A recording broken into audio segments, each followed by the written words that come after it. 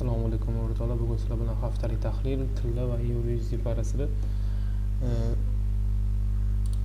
tahlil qilamiz va euro USD oldingi hafta tahlil qildik. Sizlarda bo'lsa 4 soatlik time frame'da sell side kecham boradi. Buy side yechilgan.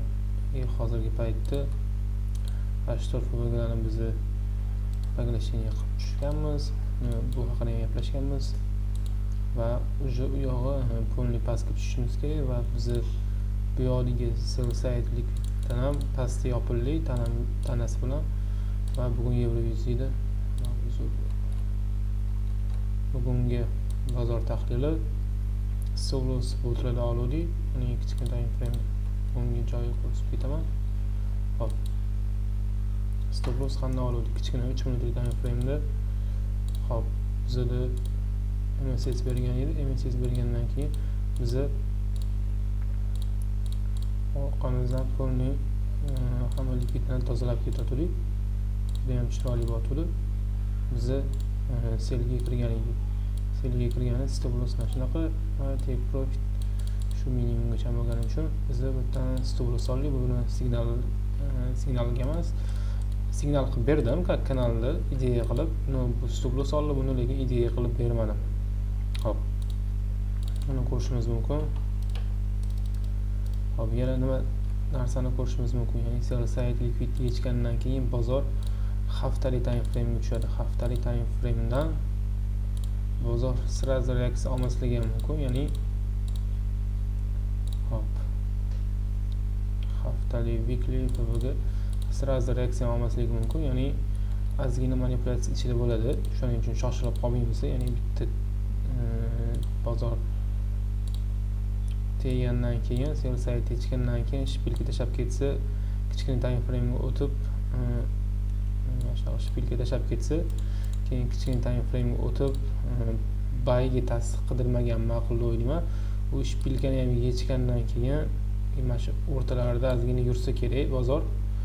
Ya'ni ozgina ko'proq manipulyatsiya bo'ladi deb o'ylayman, chunki juda ham oson chiqib keta olmasa kerak. Sell side yechib sразу o'ziga qanaqadir tasdiq berib turib tepaga uchib ketmasa kerak deb o'ylayman. Ya'ni ancha manipulyatsiya bo'lishi mumkin shuning ichida. Shuning uchun iloji bo'lsa sellga ishlamagan ma'qul hozircha. Lekin sell sidegacha ham agar ishlamoqchi bo'lsanglar, ertaga juma kuni sell sidegacha ham ishlashingiz mumkin. Tak o'shanda ham opasniy. Nimaga opasniy bo'lishi mumkin? Bu yerda bizda yana bitta likvidimiz bor.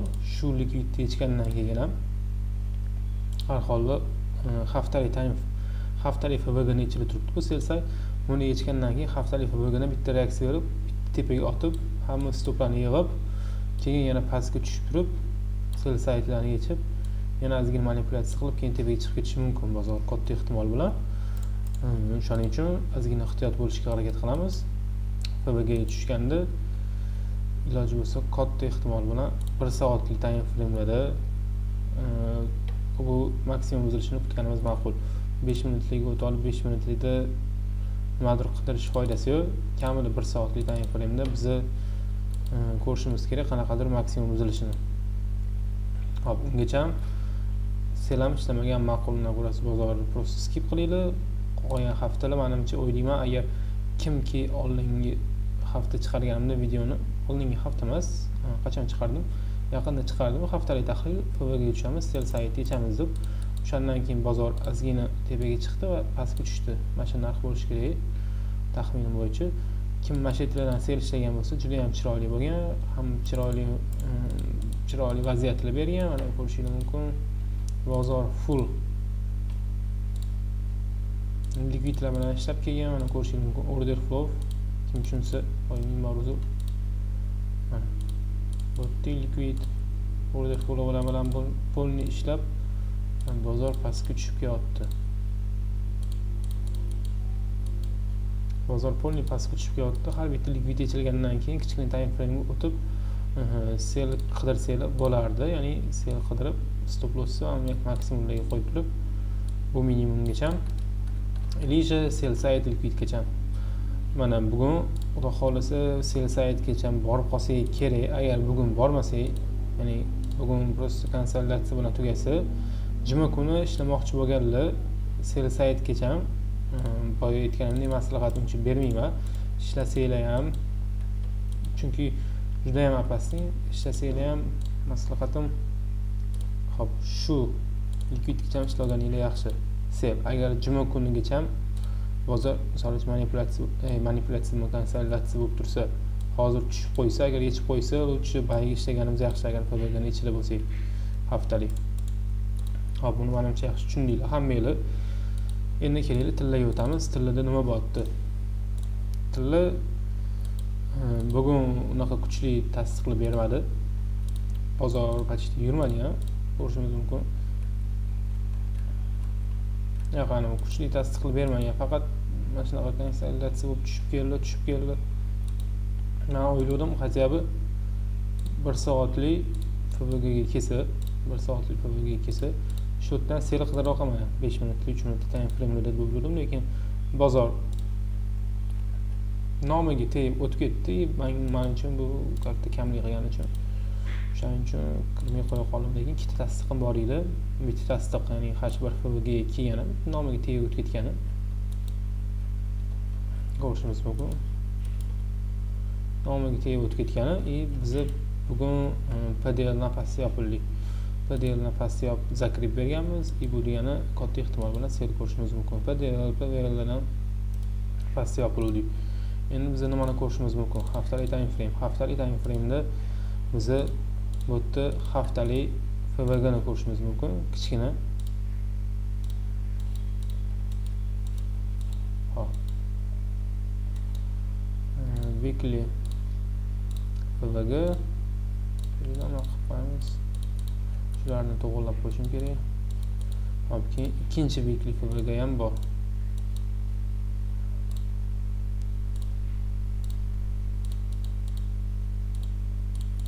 Hop, ko'rishingiz mumkin. Hozirgi FVG ni biz поглощение bilan yopib qo'yishimiz mumkin bu hafta. Agar mana shunaqa yopilsa, значит bu FVG ni katta ehtimol bilan уже bayga ishlay olmaymiz. Chunki bu FVG ni biz поглощение qilib qo'ygan bo'lamiz. Mana shunaqa qilib bu FVG gacha ishlashimiz mumkin. Ya'ni nima demoqchiman? Bugun erta bozor mana shu FVG ni pastda tanasi bilan yopilsa, qaytib yana shu FVG ga kelsa, keyingi hafta dushanba yoki seshanba kunlari shu yerdan shu FVG gacha sel ishlashimiz mumkin. Ya'ni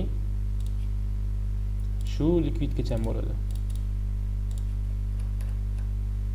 Shu likvidgacha bo'ladi, ya'ni boshqa ilojimiz yo'q. Agar hozir bozor misol uchun tepaga chiqib turib mana shu FVG larni 4 soatlik FVG larni поглощение qilib qo'ysa, juma kuni tepada yopilsa, ya'ni mana shu haftalik FVG ni tepada yopilsa, biz katta ehtimol bilan maksimumni buzishga boramiz. Mana shu maksimumni buzishga boramiz. Lekin bu qiyin masala. Bunaqa bo'lishi, chunki bozor juda ham kuchli impuls bilan kuch yig'ish bilan tushib ketadi. Agar bu weekly FVG to'xtatib qola olmasa, biz mana shu weekly FVG ga yana qaytib kirganda biz IFVG qilib ishlatamiz. IFVG qilib selga ishlaganimizdan keyin botga kelgandan keyin agar botdan reaksiya ko'rmasak, oxirgi tochkamiz bay uchun prям kuchli zona hech kim endi o'tgacha kelmasa ham kerak deb o'ylayman. O'zingizlar ko'rib turgandirsizlar, o'sha haftalik order blokimiz bor. Haftalik order blokdan shu yerdan bay bo'ladi. Oxirgi anog'imiz, shansimiz, umidimiz shundan bo'ladi. Shu yerga kelganda katta ehtimol bilan shu maksimumga chiqib ketishi.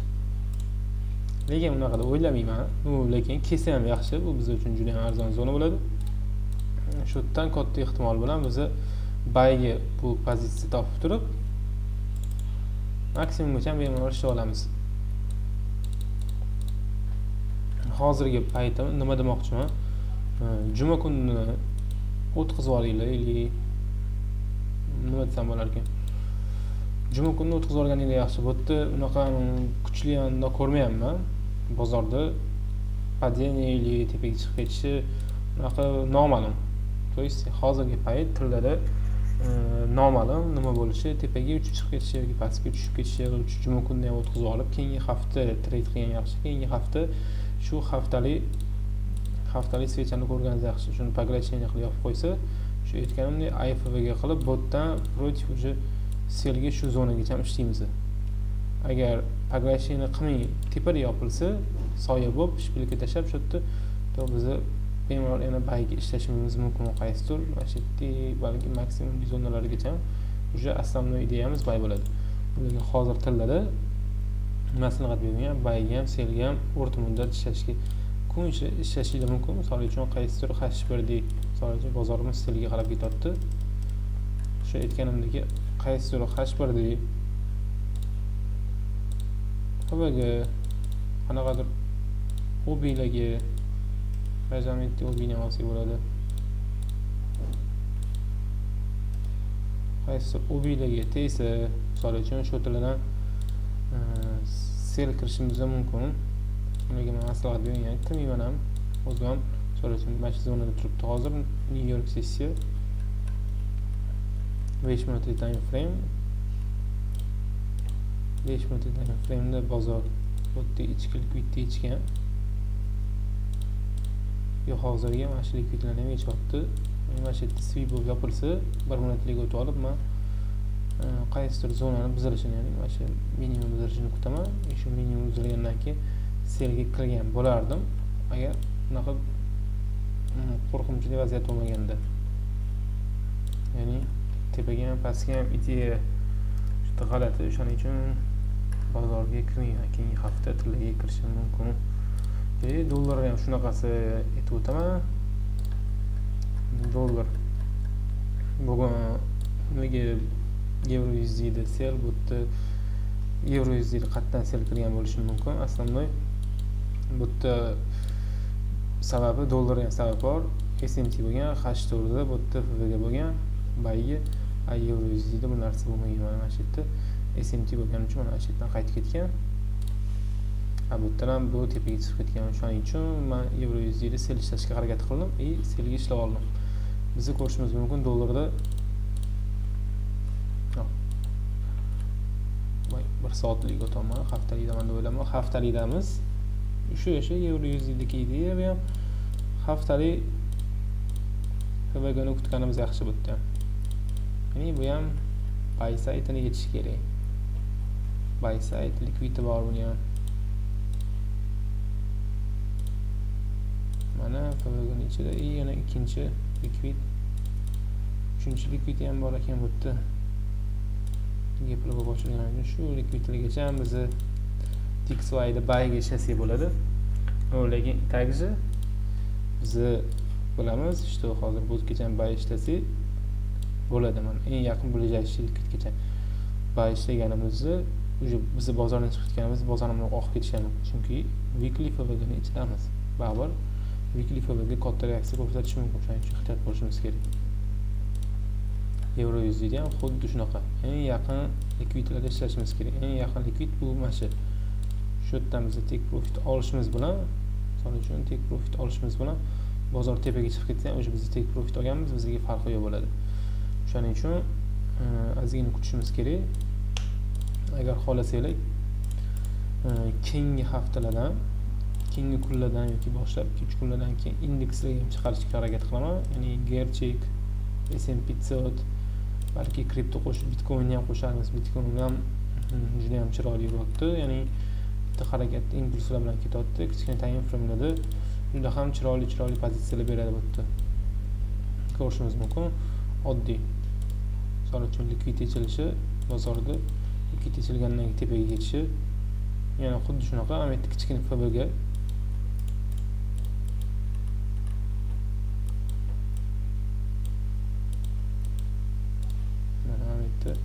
juda ham kichkina FVG ekan.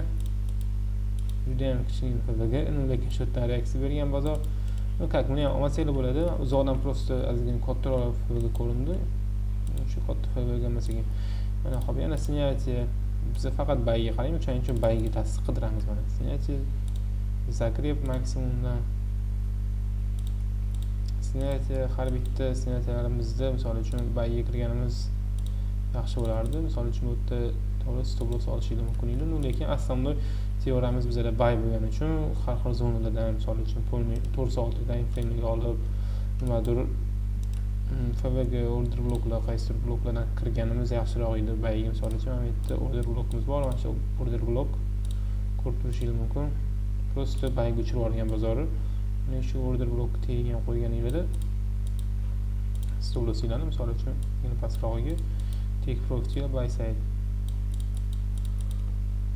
Shu bizda take profit olib chiqib ketgan bo'lardik. Juda ham chiroyli bo'lib yurib beradi. Misol uchun hashtag mana FVGlardan chiroyli reaksiyalar bergan. Shu yog'ini qarashimiz shart emas. Keyin gerchiklarni ham, конечно, gerchik S&P 500 larga ham zo'r reaksiyalar berilgan. Mana bizga ko'rishimiz mumkin. Hop. Likvidlik yig'ilib qolgan edi. Likvidlik yig'ilib qolishi full likvidlarni yechgandan keyin bozor kichkina time frame'da o'sha reaksiya topsa bo'lardi o'sha yerda. Misol uchun kichkina time frame'da biz ko'rishimiz mumkinki, bu yerda 5 minutlik time frame'da mana shu maksimum yangilanishi shu yerdan buy kirib, prosta stop loss botga balki take profitda mana shu yerda likvidlarga ileji bu yoqdagi maksimumga qo'ysa bo'lardi. Bozor juda ham chiroyli yurib bergan bizga.